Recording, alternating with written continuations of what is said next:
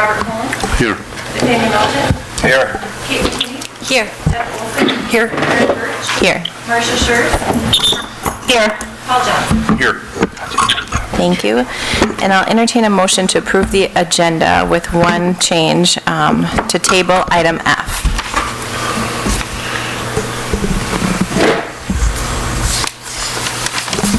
I'll make that motion with the change of tabling item F. I'll second. All those in favor? Aye. Mike. All right. We'll move on to item A, personnel recommendations. You have a personnel recommendation that we are looking for you to take action on this evening. As you know, we typically don't have action items at the committee of the whole. However, given the time-sensitive nature of this position, we'll ask you to consider taking action on this tonight, and it is a hiring recommendation for Lynette Yorg, part-time middle school media center aide, replacing Christy Schwartz. Mrs. Cobdy is the recommending administrator. I'll make that motion. Second. Any discussion? Thank you for the personnel memo explaining where she is, details. And all those in favor? Aye. Any opposed? All right, motion passes. The next item is the referendum update. So we're kind of at a transition point as we come into the month of February. We transition from a board vote on moving forward with a resolution and the transition that comes with that to prep to actually starting to execute some of these items that we've been working on. So the graphic supports, the foam cores, CC10 received the feedback that you'd given at the last meeting. The foam cores will be here. Actually, tomorrow they're going to be delivered, so we'll have those on hand. We've been working back and forth with CC10 on finalizing a series of social media posts that will start to go out the last week of this month, and we'll have 2 posts a week up until the election time. They're also finalizing a 1-page informational fact sheet that we'll be able to use as a flyer within the community. We anticipate that that will be done, and they have completed the editing on a series of videos that will be released via the district's social media and website as well. There will be an update prior to the launching of the social media posts, an update of the section on the district's webpage that is information on the referendum. At that point, then they'll also begin with rolling frequently asked questions that Luke Schultz has presented on a couple of times. Mrs. Grandel and I will begin meeting with building staff this week. We'll go out and conduct presentations to the staff members, and there'll be a referendum update and some further discussion at the board in admin retreat, which will take place later this month. So that's what I have for you at this time, pending any questions. Thank you. Are there any questions on the referendum update? Sounds like things are rolling along and in order, so thank you for your work on that. We'll move on to item C, to discuss the petition to detach individual property. So this is a new thing for myself, and I think this board has not seen this come across their plates before. So what you have before you is a petition to detach an individual property. And Wisconsin State Statute 117.12 allows municipalities, townships, or individual property owners to put a request into a school district to detach from them, meaning that they would detach from Spooner Area School District and become part of another school district. And per the information that was given to the board in board docs, you were given the location of that property, the location within the school district, and then the recommendations from administration in regards to that detachment. So at this time, we're asking that the board deny this detachment because, you know, we gave the following reasons. It would make it's non-contiguous, meaning that it's about a mile or so from the actual boundaries from our school district and the Shell Lake School District. So therefore, we would have Spooner School District and then a stop in a small area of Shell Lake School District and then a continuation of Spooner School District to those Shell Lake boundaries, the current boundaries. Secondly, the purpose and the reasoning for it, the detachment is unclear. The petitioners did not give a certain reason of why they want to detach. With that detachment, if the board were to approve it, it stays with that property. So it's not as if the property owners leave that property that we would get that back.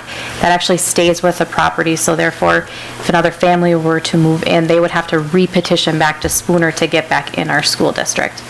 Lastly, you know, we make it a practice to not bus into other districts per open enrollment rules.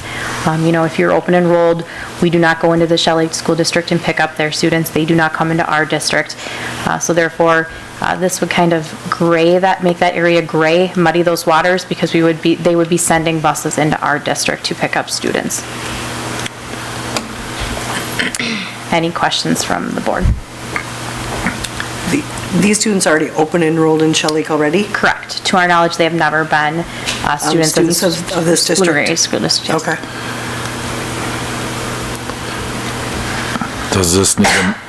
Does this need a motion?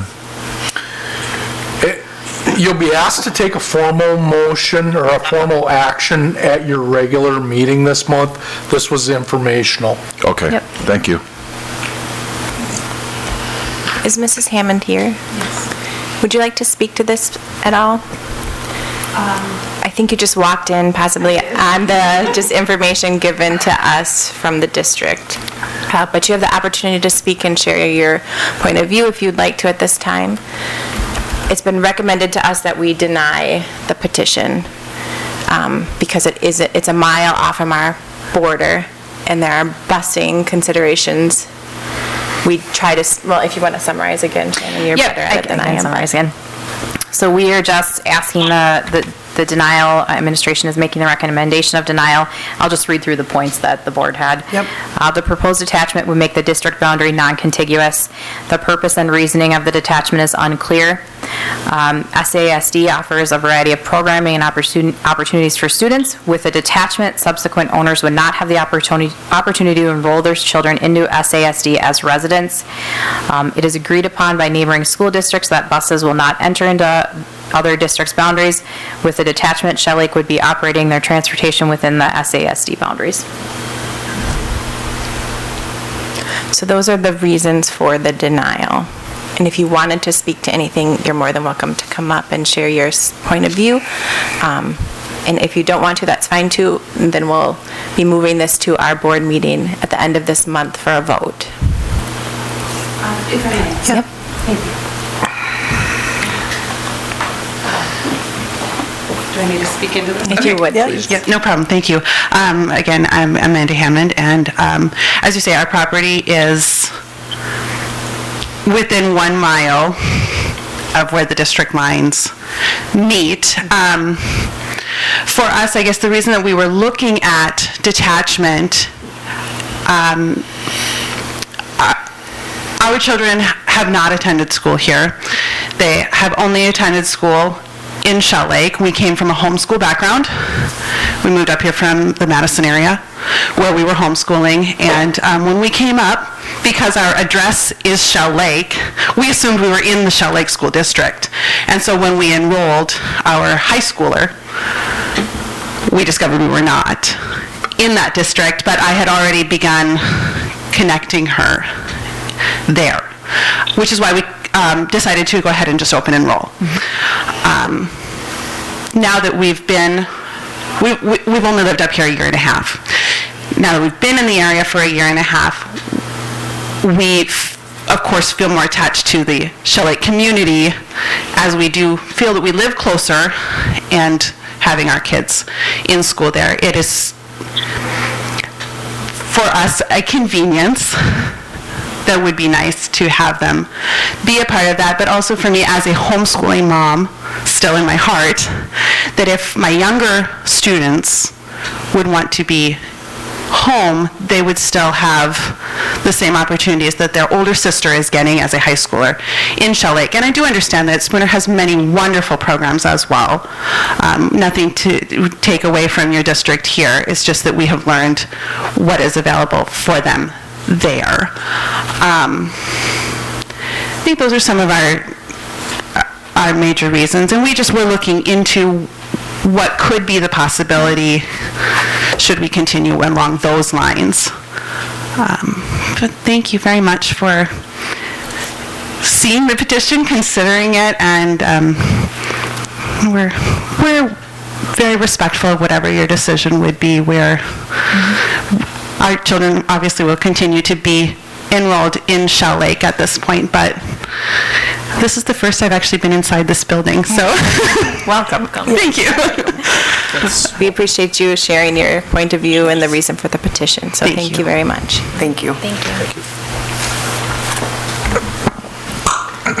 Is there any more discussion on this? Would this need a consensus to go in front of the board, or will we just, if there's not a consensus, it just would not come up? Now, you do have to take an action one way or another with this. Okay. That's the requirement. Do we have general consensus to move? Well, either way, it's going to be on our board meeting agenda at the end of the month. All right. We'll move on then to the Wellness Committee review. The Wellness Committee is required per our policy to do a triennial review. They have put together a committee. You received those names. We're not looking necessarily for action on those names, but we are looking for a board representative. So we're just asking that this go for consideration and that before the next board meeting, you guys come up with a person to dedicate. I think it's about an hour and a half worth of time. Okay. So I think what we'll do between now and then, if you're interested in representing the board on this committee, you can send me an email. If we have more than one volunteer, I'll get back to you on how we're going to handle that. Sounds fair. Okay. Okay. Thank you. Move on to item E to start the FAST assessment transition presentation.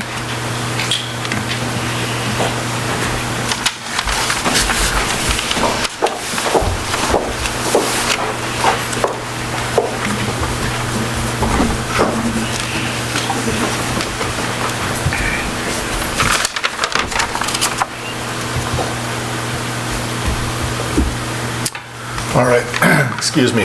We're back tonight to propose a change to our universal academic screener that we've been currently using in the districts, grades 1 through 8.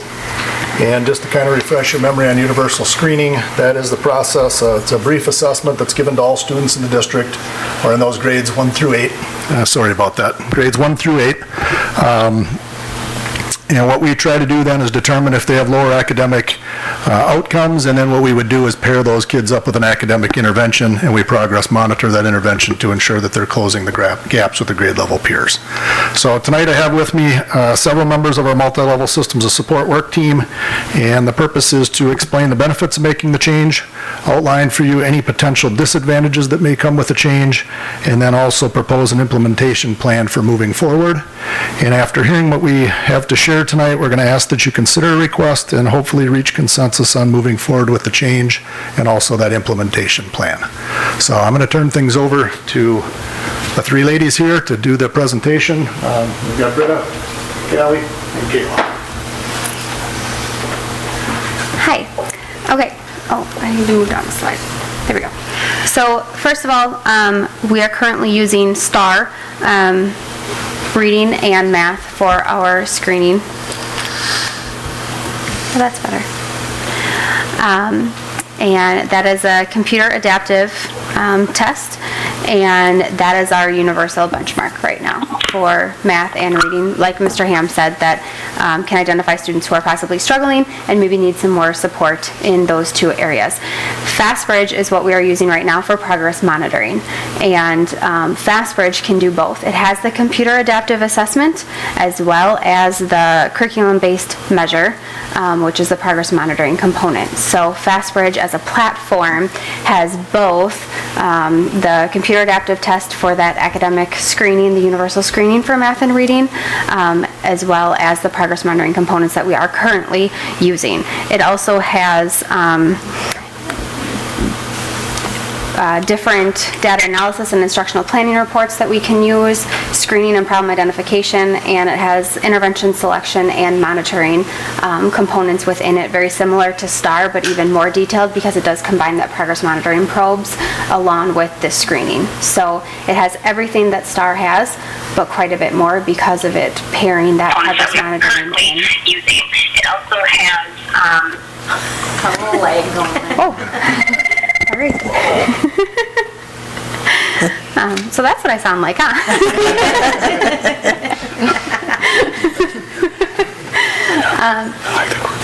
All right. So it also, there's one more component that it does have that we are not utilizing right now, but down the road we would have the possibility of utilizing it for the same cost, and that is the behavior side of it. So it does have a screener for behavior and progress monitoring tool as well. So that's why you'll see on your slide that it does talk about behavior.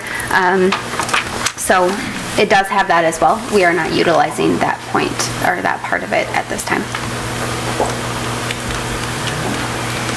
Okay, so we wanted to talk about some of the benefits of switching to FAST from STAR.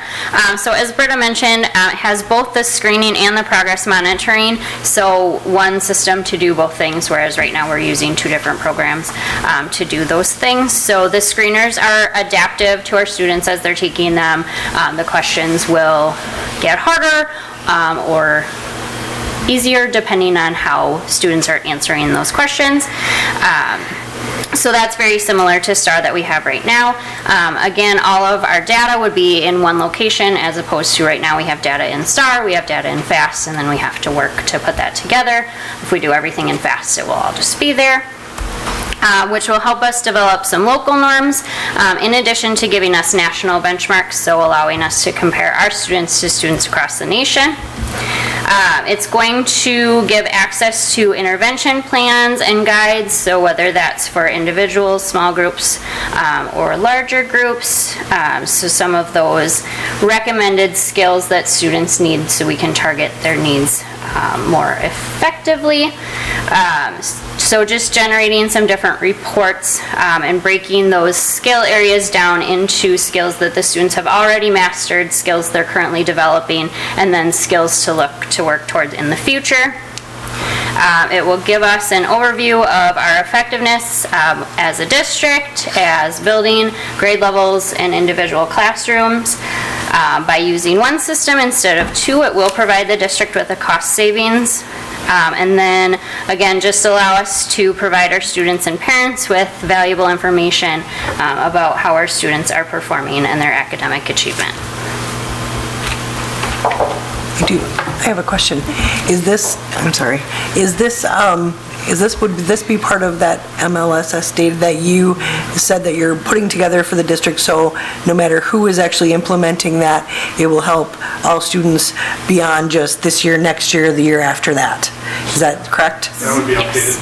There in the handbook, there is a page that talks about the screen that we're using, so we just changed to the handbook. Okay.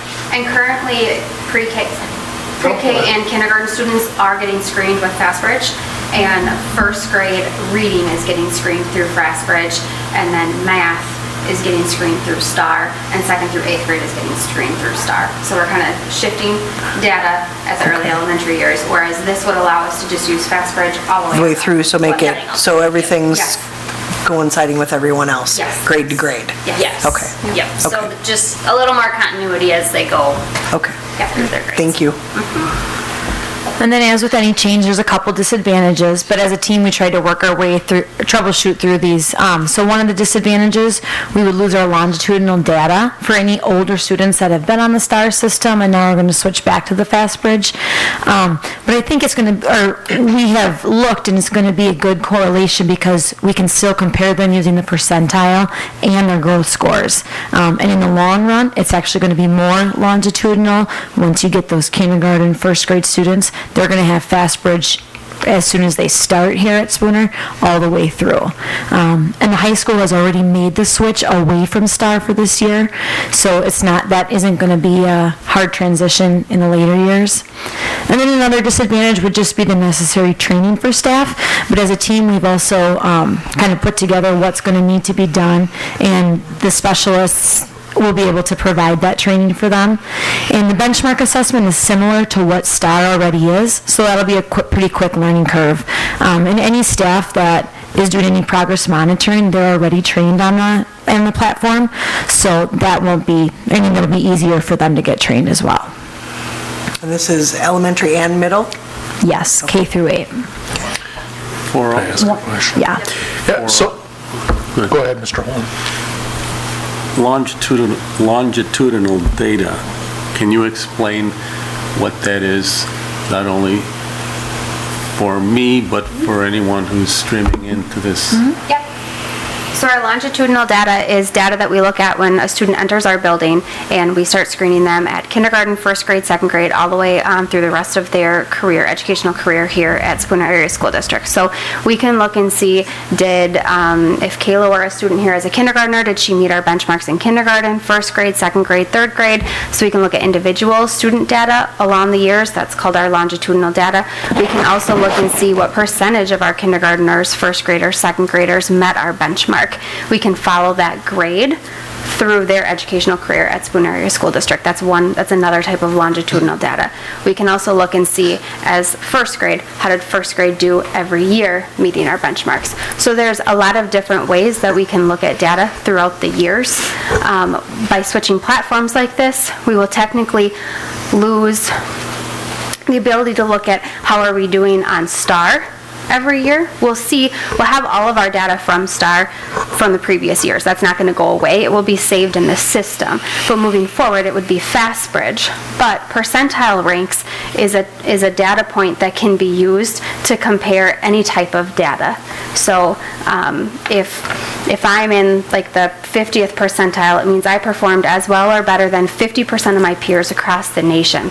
Whether I took the STAR assessment or the FAST assessment, if I'm at the 50th percentile, I'm at the 50th percentile, and I performed as well or better than 50% of my peers. So we can use that percentile rank both in FAST and in STAR to see what percentage of our kids met a benchmark, regardless of whether it's FAST or STAR. So we can use that data point to continue with our longitudinal data.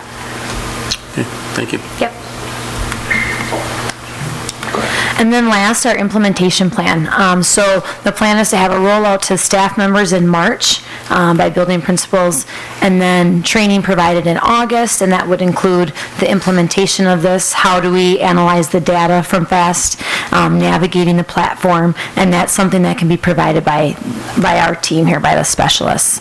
And then planning on having a follow-up training during our October PD day next year, and then we can check in on their screenings, how it went, any troubles that they had. We can go over the reports, how to read them, what to do next, and then any questions that teachers have, we can answer their questions. Do you have any other questions right now? Can you give me a little information about FastBridge? What type of is the platform you're purchasing? Who are they? How long have they been around? Is there other schools using it? Are we just one of the only local school, or is there others that are using this? Go ahead. I mean, one of the things is we are currently using it right now as a progress monitoring tool. We would just be using it both for screening and for progress monitoring if we did make that switch. So they're going to be around for a while? Yes. How long have we been using STAR? You guys have been using STAR since at least 2012, 2013, and that's the data that I've looked at. I don't know if you guys have been using it prior to that. STAR is very popular. It's been popular for years. FastBridge was developed by Ted Christ out of the U of M, probably back in around 2010-ish, 11, maybe 9, they started piloting it. I was a part of a district that piloted it, and they are now nationwide. So Illuminate, which is a company that owns EduClimber, recently acquired FastBridge as well. So they are being employed by more and more schools across the nation. The Education Department, Iowa's Department of Education a few years ago actually mandated that every single school in Iowa use FastBridge as their screener. They built it right into their Infinite Campus student information system. So we are definitely not the only school. Also, I know that Rice Lake is planning on switching over or are in the works of switching over, but they are a larger district and they have some schools who want to stick with, I think it's MAPS instead of STAR, and some of their schools want to go full over to FAST. So Rice Lake is talking about it, and I do have a list of other schools that I can get you guys. I don't have them all memorized in the surrounding area that are in the process of switching over to FAST or have recently switched to FAST. You guys have had FAST in your district since the year before I came, so that would make 5 years for progress monitoring. And we started screening our kindergartners in math the first year I got here, so that's 4 years. And reading, we've done that for 2 years now. So we've been basically using 2 different systems for the past couple of years? Yes. Depending on the grade. Depending upon the grade level, yep. Are we currently using progress monitoring with FastBridge in all grade levels? K-8. We are. With some kids maybe at the high school who are receiving an intervention in reading or math, but Okay. I'm not positive on the high school. Okay, thank you. Any other questions?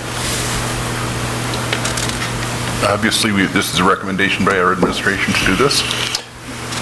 That's correct. Perfect. Thank you for the presentation and all the information. Thank you. Thank you. Do we have general consensus to move this forward to the regular board meeting? Yes. Yes. Okay. Thank you.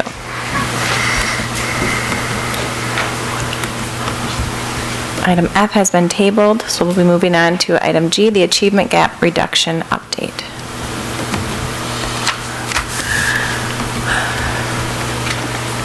All right. Good evening, everyone.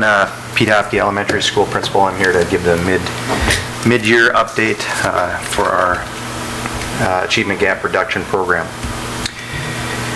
So the Achievement Gap Reduction Program, or AGR program, was established in the 2015-16 school year. It replaced the Student Achievement Guarantee in Education, or SAGE program, at the end of the 2017-18 school year, so it's just giving a little background to this. The Achievement Gap Reduction Program includes 3 strategies for schools to implement in order to close the achievement gap between low-income students and all other students in the same grade for grades kindergarten through 3rd grade. These strategies include one-on-one tutoring, they include instructional coaches, as well as reduced class sizes. At the elementary school, we have instructional coaches who meet with teachers, and we maintain classroom sizes 18-to-1 or lower as much as possible. I think right now we're within that range. This year, the reading goals for all grades is the team student learning objectives, or SLO, for the year, which is part of their teacher evaluation process.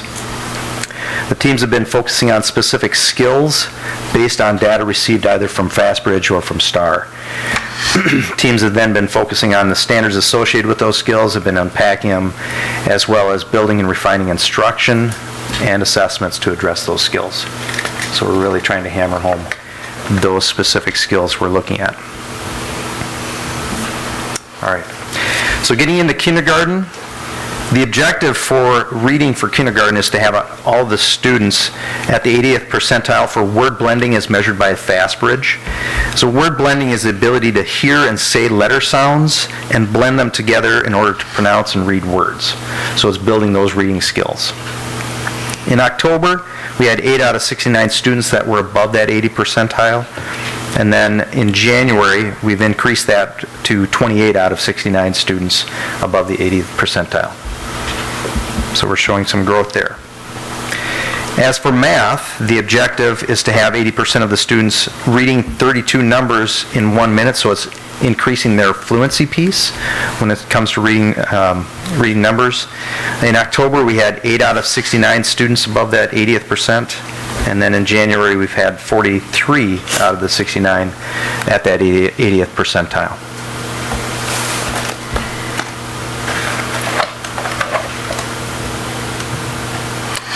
Okay. In first grade, the team has been working on increasing reading fluency of sight words by 30 words read per minute, which is that WPM that you see on there. When the team started the year, we had 47 out of 65 students in the grade who were at the some or high risk category for sight word fluency. Basically, they weren't really reading very proficiently at all, because 37 out of those 47 only knew 10 of the sight words. So now, in January, we have nearly half of those some or at-risk students that have increased by 30 words per minute. In math, the team is working on increasing math addition and subtraction proficiency to 8 out of 10 equations completed correctly for all students. At the start of the year, we only had 5 out of the 64 who were able to complete that 8 addition and subtraction problems correctly. And now in January, we're up to 42 out of 64 that have achieved this goal so far.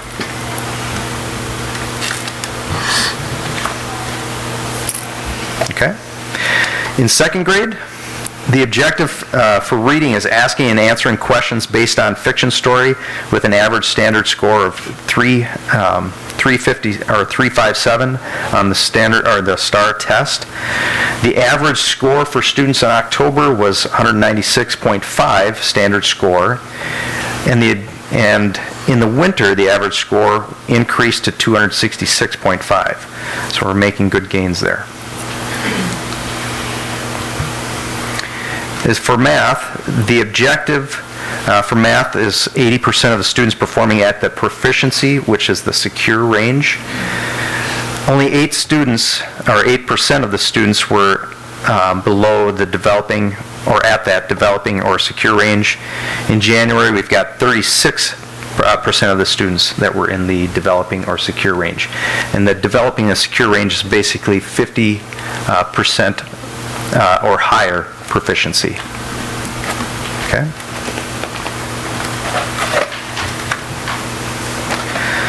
In third grade, the objective for reading is to have 60% of students determining the main idea, identify key details, and determine the moral or lesson of a story proficiently, which is that secure range. 31% of the students were in the secure range in October, and 47% were in the secure range in January, so they've gotten to that proficiency level. For math, the objective for math is to have 60% of students multiplying and dividing two-digit numbers proficiently in the secure range. When we started, 5% of the students were in that secure range in October, and now 27% are in the secure range in January. Now, at the beginning, I know that I said that the AGR, or Achievement Gap Reduction Program, is only kindergarten through third grade, but I didn't want to leave fourth grade out. So I'm giving you an update as far as fourth grade, how they performed as well. For reading, the objective for reading is to have 60% of the students determining the theme, determining key details, and summarizing a story proficiently, which is in that secure range. When we started, 31% of the students were in that secure range in October, and now we've moved to 45% in the secure range in January. And then for math, the objective for math is to have 40% of the students completing multi-step word problems proficiently, which is that secure range. When we started, 12% of the students were in that secure range in October, and we've been able to move it to 34% in January. All right. Any questions? You've got good growth. Yes, sir. From beginning to middle, but most of the objectives are not being met at halftime, if you will. Well, from what I'm reading. Is that accurate? So there are some that are showing their trajectory is a little bit lower, so we are going to be focusing on trying to obtain that end state goal. So are other schools in our area meeting their objectives in terms of how we're looking at the progression of our students? Or how do we fit in with regard to other neighbors in our heart of the north in terms of meeting expectations? yeah, I guess I can't really answer that question right offhand. I mean, I would have to dig into that more and reach out to those neighboring districts. Okay. Could you summarize again how the goals were set initially? So the goals were set initially by looking at student data when the students took the STAR or FastBridge in the fall and taking a look at where we needed to see growth based on our power standards. And those areas where we needed to have the most growth is where we decided to start. And like I said, this ties into their student learning objectives as part of the teacher evaluation process as well. So kind of tying the two items together here. So was that the responsibility of team teaching groups that determined which benchmarks they want and power standards they wanted to assess on? And it was a collaboration. So I know that the coaches, myself, met with those teams, took a look at data, and we determined the areas that we really needed to focus on for growth with students, and that's how those were chosen. And then, so the achievement gap reduction is to reduce the gap between low socioeconomic. That's where it was established, yes. So these are all students, though. It's not just categorizing and breaking out. That's these aren't correct. subcategories. Is there? Okay. Check. That's correct. Okay. So measuring the gap with closing the gap, is that shown in this data, or is this overall grade level growth? Right now, this is overall grade level, and I can break that down as far as where our socioeconomic students are lying in that. Okay. In that mix. I know we're sitting at, 63% of our students are in that, but I will make sure that we have that listed out. So. Well, a question for you, following up on Mr. Holland's question, that is that we've had some growth with the first two assessments. We know that there'll be a third springtime assessment. Yes, sir. What, can you give us kind of a thumbnail of what sort of strategies will be employed to help these students make that achievement jump as we attempt to meet some objectives during the springtime assessment? Roger that. So this is falling back upon our entire PLC process, where we've been meeting as team levels, really taking a look at the standards, unpacking them, looking at the assessments that we're giving those students, and assessing those assessments, or evaluating the assessments to determine, are we asking the right questions? Are we getting the point, or we're getting the information across to students, so then we can come back and try to refine our process. So that's truly where we're trying to go with this. So. When will the spring battery of these assessments be administered? Right now, we're looking at the end of May, or the end of April, beginning of May. And these assessments that give this data, Yes. are those the progress monitoring pieces from FastBridge? Are those separate individual assessments created within each classroom?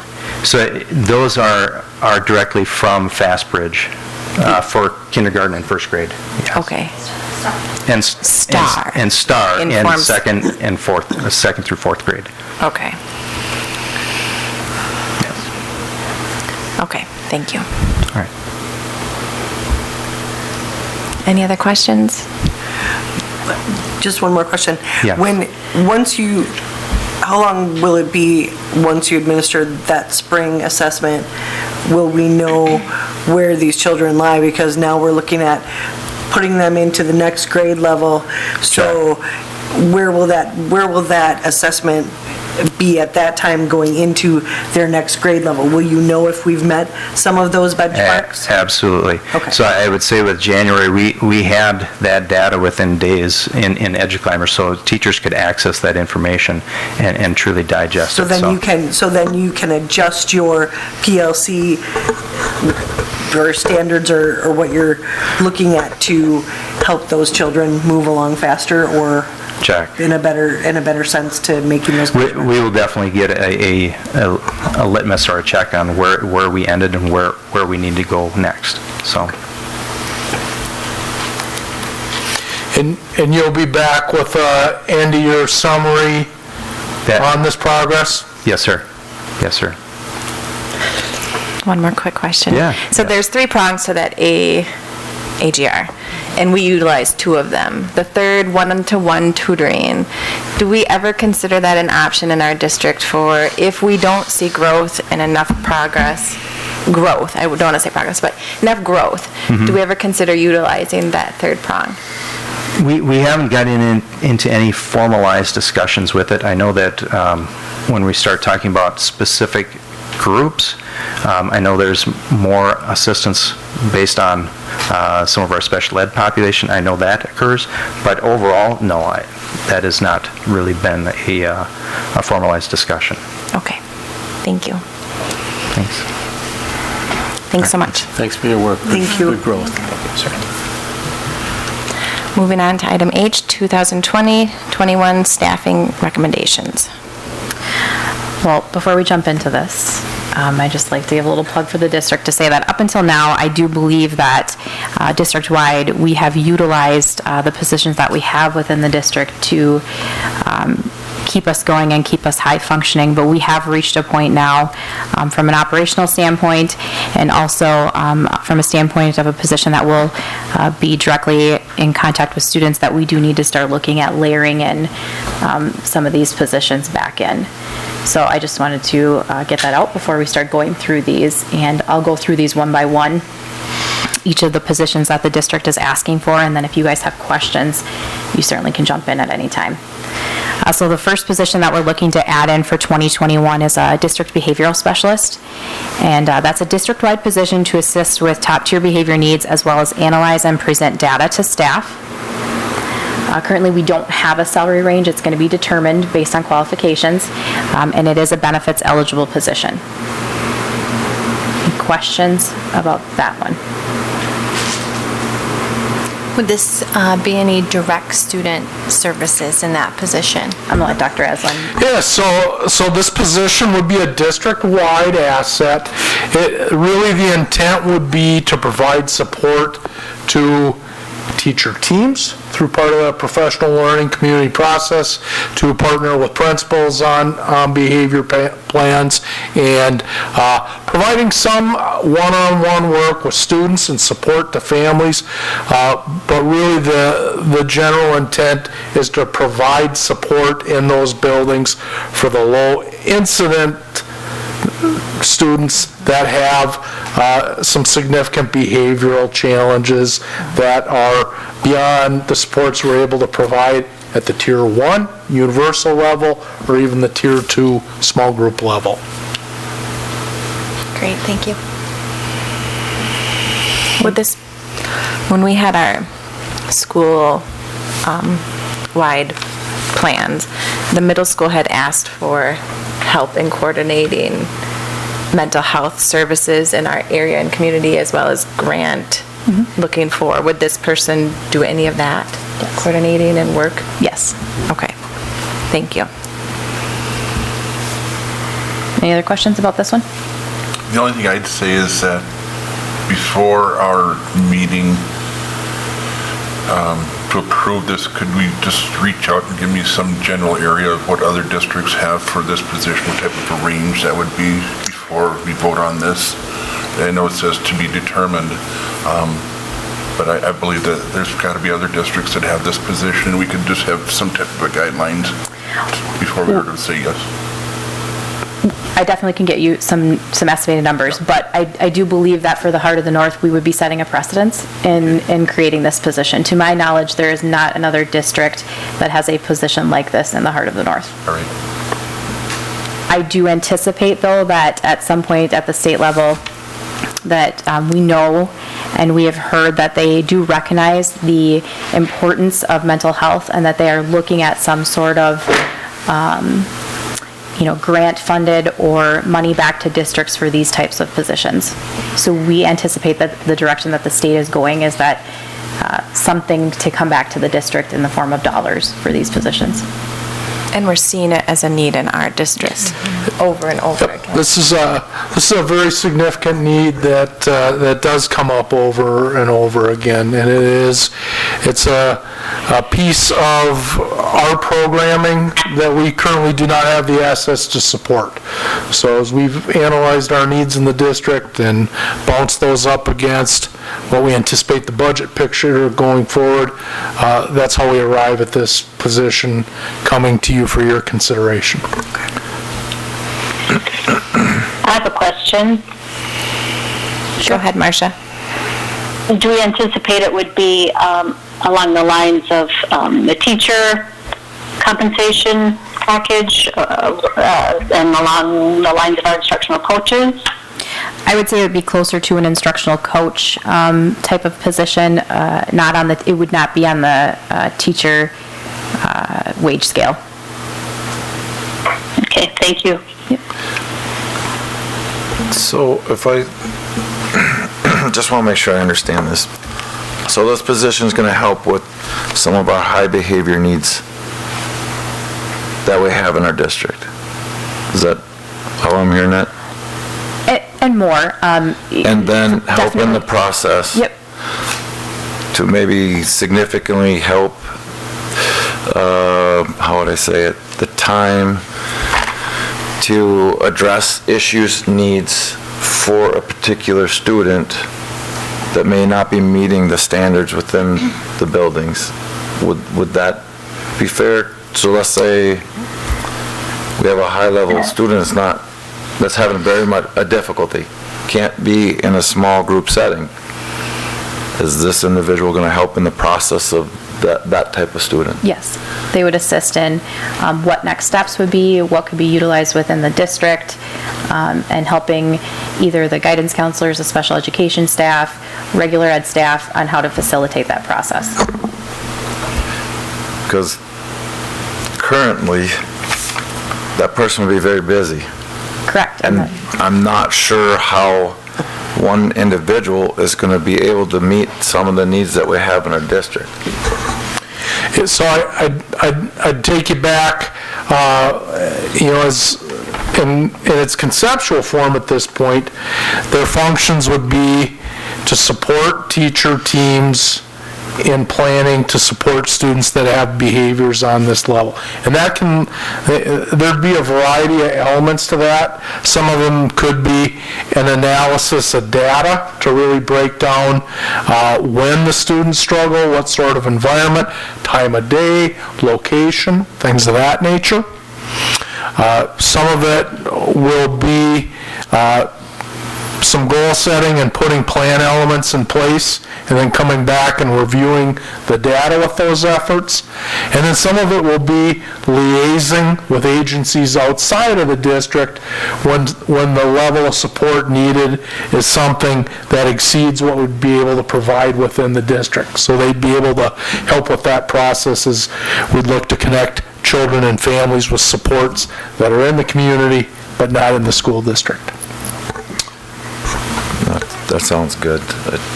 I mean, I know it's a big need, and I know with what the demands on our school, with some of the mental health issues, and that's some of what I do. And so I am for this, knowing that we have teachers and aides and people consuming large quantities of time. And I think we need to be on the front end or the cutting edge or finding ways to make it work in a process that if it's not working, how do we address that so we have a safe school? And I hope that makes sense to say it all politically correct. So, well done. thank you. Did you still have a question? Yes, I'm running for Congress. Could you come to... Sorry. Would this traditionally be done by the guidance counselors in years past? I think these would be behaviors that are lower in occurrence, but significant enough that it'd be beyond the capabilities of what we would typically have for staffing in our buildings. Can you give an example of the type of behavior? No, I can't. I would say that every school struggles with some very significant behaviors that may be off-task behaviors, out-of-place behaviors, physical contact behaviors. So those would be kind of a general description of the types of behaviors, but I don't have a specific example that I'd give you. It's really case by case, student by student, based on their individual needs. And more, I mean, if you take it along the line of the PBIS Tier 3, right? So it's a lower percentage of kids, but that need a high level of care and support. And that number is high in our district. So as much support as we can get for those students, we need to do. All right, I'm going to go to the next one. Good? Okay. The district office is looking to add a 0.5 FTE. FTE is full-time equivalency. So rather than a full-time position, that would be a half-time position. This board may or may not know, but in 16-17, the district office did have a staff member leave.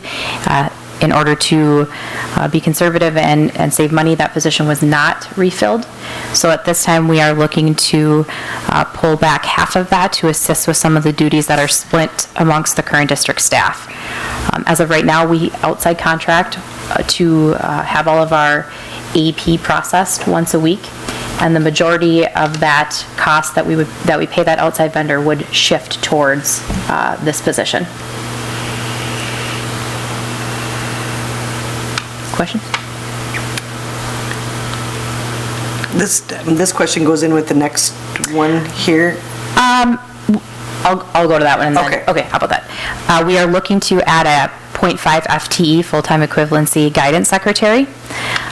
If you look below that, we have the special education secretary that we are asking to move to a 1.0 FTE, one actual person. Right now it's split between two different people. So by transitioning that position to one person, it leaves a need for a guidance secretary. So we're looking to add a guidance secretary to backfill that transition of the special education secretary. We estimate that to be about $9,460 to about $10,650, and it is not a benefits eligible position. Okay, so then back to my question would be, if you're looking for a half-time, what you consider half-time, full-time employment and a guidance secretary, can we consider, or would you consider, or have you considered making this a one full-time position split between these two, and looking in, I mean, you're looking at that much money to begin with anyway, and maybe that would give you a wider pool to look at? Yep. So they're more inclined to apply for a full-time job than they are a half-time job. Yep. So we have not had that discussion between the district office secretary and the guidance secretary. We've had those discussions between the half-time position, half-time secretary position in the high school office and the guidance counselor position. Now when you start talking about 1.0 FTEs, you do start layering in insurance, which becomes quite expensive. So to stay on the conservative side, our first ask was a 0.5 FTE for both of these. If the board is interested in costing out that 1.0 FTE, you can certainly let me know and I can do that. But yeah, you are correct. When you make these full-time positions, you do increase your pool of candidates. Lastly, and I mentioned this just a little bit, we are looking to make that special education secretary position 1.0, one person, the same person. And this position is going to be funded through flow-through dollars, and now we've talked about flow-through dollars and special education funding being different before. What that means is that it's a dollar-for-dollar reimbursement back to the district. It doesn't affect Fund 10. At this time, we don't have costing on that because Mr. Ham and I are working on the potential of maybe transitioning this to a different, it's not necessarily a district secretary position, it's more of a coordinator position because of the information and the data that they are working with at that level. We see that maybe should be elevated just a little bit to a coordinator position. So we're in those talks right now. Are the current 2 half-time positions put through flow-through dollars? Yes, well, if they can be. The guidance counselor, guidance secretary piece of that cannot be. But Yes. her hours that are dedicated. Okay. Yep. Thank you. So I know that a large question is always, are these budgeted and can we afford these? So we know that right now for 2021 that we will be allowed to levy an additional $300 per student up to that $10,000 cap that the state had put in.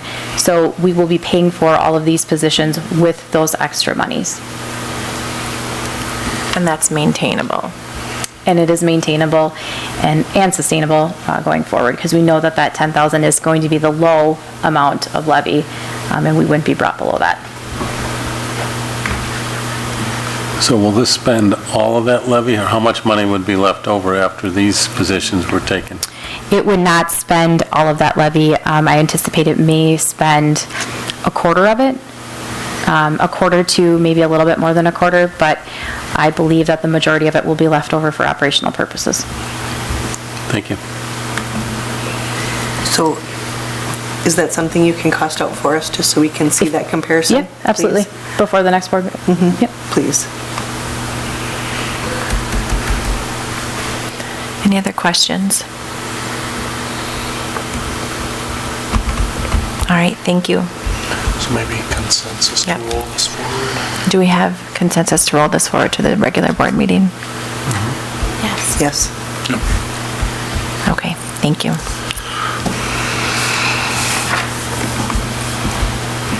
Moving on to item I, to consider Cameron School District into Iceman Hockey Cooperative for 2020-2021. The Cameron School District will be coming into the Heart of the North Conference in 2021. Before you this evening is just a consideration on something that you will be asked to take formal action on at your February regular meeting, and that is the Cameron School District, Cameron Comets coming into the Iceman Co-op. That would require board approval. Again, it'll come before you in February for your consideration. In speaking with Mr. Lucius this afternoon, at this point, Cameron anticipates having 1 hockey player for next year. So that would keep the Iceman squad within the parameters that were established back in 2019.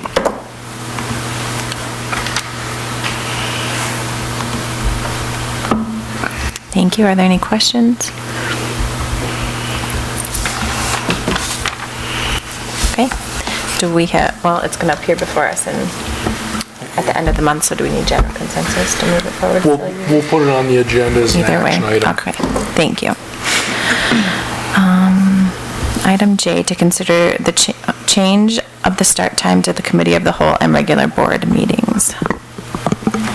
Nathaniel, do you want to speak to this? Yes, I asked to get it on the agenda. What I was thinking, what I propose or would offer up for debate is we start this meeting at 5, we have our other meeting, our board meeting at 6, and this one seems to be a rush at times to get to at 5, and our board meeting, 6 o'clock, runs late. I was just wondering if we could just have them both at 5:30 and be consistent.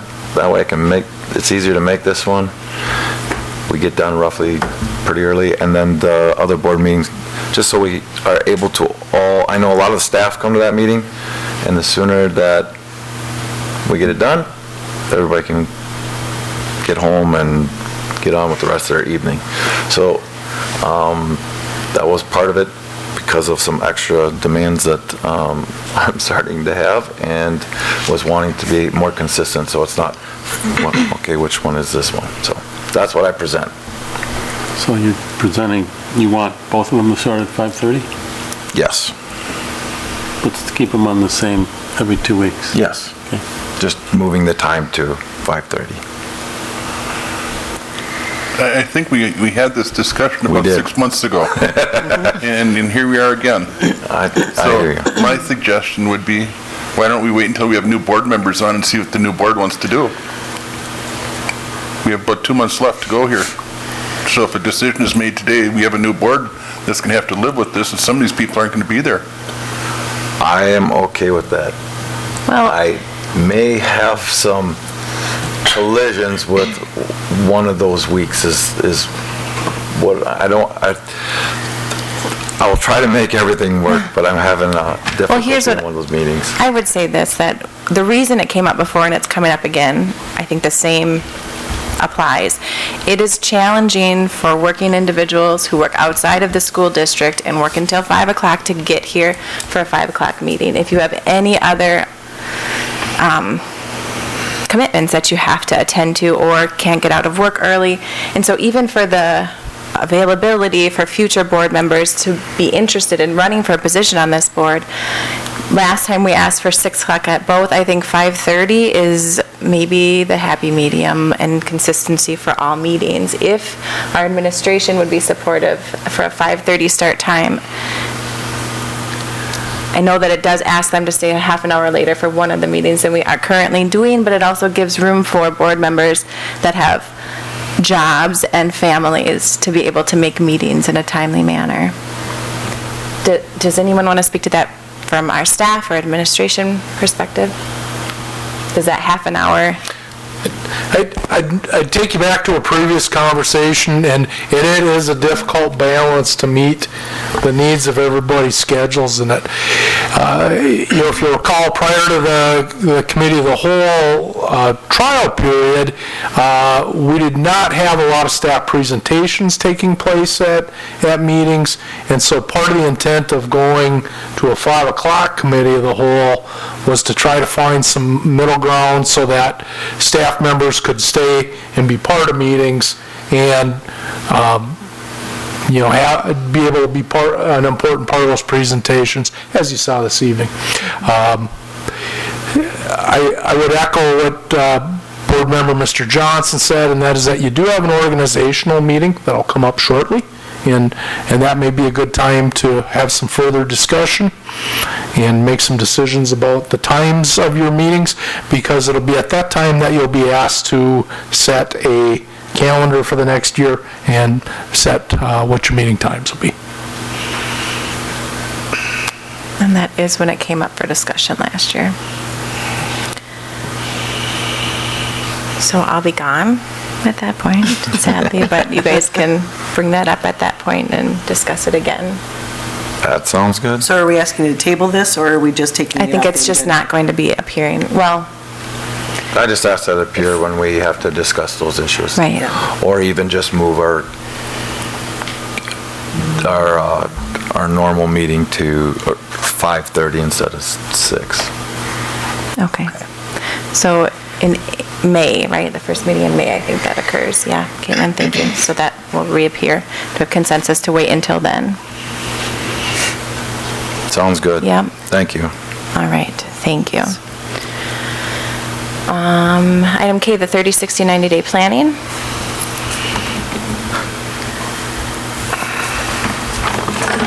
And we have a document in board docs that's again available to the public outlining the 30, 60, 90-day events upcoming.